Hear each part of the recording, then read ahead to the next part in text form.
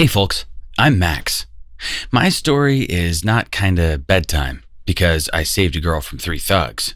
I'm not a hero or a savior. I'm just a normal guy. My grades are average. I don't really like school and I don't understand it. The only thing I really like is athletics. I'm a true champion in running, and I go from grade to grade just because of my achievements in sports. I come back from my workouts quite late. I always have pepper spray and my running ability with me. Well, yeah, I already told you I'm not a hero, and I know all the local muggers and bullies because I grew up with them. Plus, our local old ladies are very vigilant. They seem to be heads up 24/7. They look after little kids who walk there and pretty much after everyone else. So nothing really bad ever happens in our neighborhood.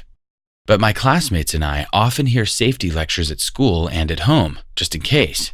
Now, it's kind of mandatory, security and all that. They also teach us it's important to help those who are younger. So in theory, I know what to do if I'm attacked by a maniac, but I haven't really tried to do that. If this didn't happen, I probably would not have needed these skills because I'm really good at running. So once I was walking from my workout and I saw some strange guys dragging a girl of 16 to 17 years somewhere. The girl was not even crying anymore. She seemed numb with fear. I decided to come up and ask if they needed help. You never know. They may have lost themselves in our stone jungle. The guys looked at me in a nervous way and continued dragging the girl. But she looked at me with her huge blue eyes that were full of tears. Just like in soap operas my mom watches. I got alarmed. Something was really wrong with her.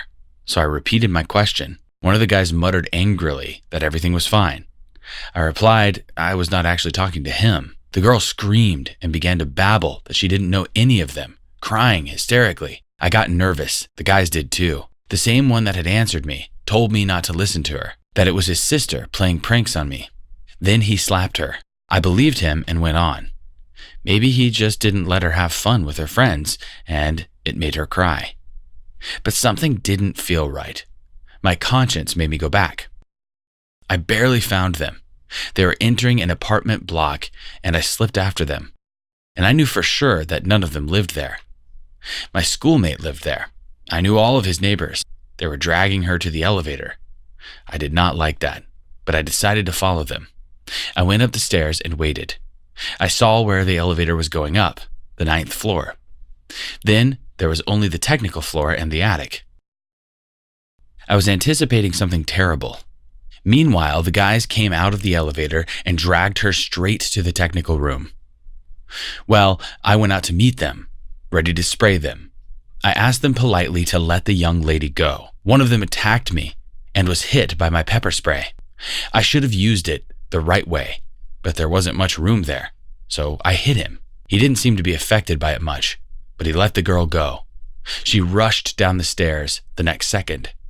I ran after her, grabbed her by her jacket, and rushed directly to my friend's apartment to ask him to let us in. Luckily, my friend was home, and so were his parents. They let us in quickly. Then we called the police and the ambulance for the victim. Her parents wouldn't stop thanking me. It turned out she was going back home from school. She saw those guys for the first time not far from her home. They started by just catcalling her, and then they hit her on the back of her head and threw her in their car. They took her almost to the other side of the city because one of the guy's aunts lived there, and the guy had the keys. By the way, I knew that woman. She seemed quite normal. For some reason, all the passers-by ignored the girl when she was crying for help. So it all ended more than well. The guys were busted. The girl kept thanking me, as well as her parents. We talk quite often now.